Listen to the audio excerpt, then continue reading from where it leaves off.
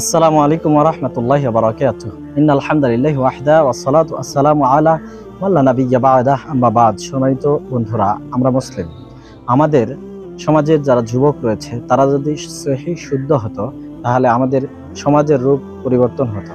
আজকে অধিকাংশ যুবকরা যুবতীরা নেশায় মত্ত। অধিকাংশ যুবতীরা ফেসবুক, ইউটিউব ইত্যাদি সোশ্যাল মিডিয়াতে অ্যাক্টিভ হয়ে একেবারে তাদের যৌবনকালটা খোয়াচ্ছে। সম্মানিত উপস্থিতি, আমরা অভিভাবকরা তাদের জন্য কি করতে পারি? অবশ্যই নবী মুহাম্মদ সাল্লাল্লাহু আলাইহি সাল্লাম তাদের পক্ষে একটা দোয়া শিক্ষা দিয়েছেন। আসুন আমরা আমাদের যুবক যুবতী সন্তানদের জন্য বেশি বেশি এই দোয়া পড়ি। আল্লাহুম্মা গফির যামবাহু, হে আল্লাহ তুমি তাদেরকে ক্ষমা করে দাও।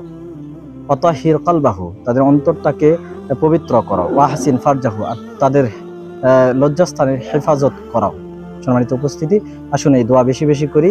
আমাদের যুবক যুবতী সন্তানদেরকে আল্লাহ হেফাজত করুক। আমিন। ও আখিরু দাওয়ানা আনিল হামদুলিল্লাহি রাব্বিল আলামিন। আসসালামু আলাইকুম ওয়া রাহমাতুল্লাহি ওয়া বারাকাতুহু।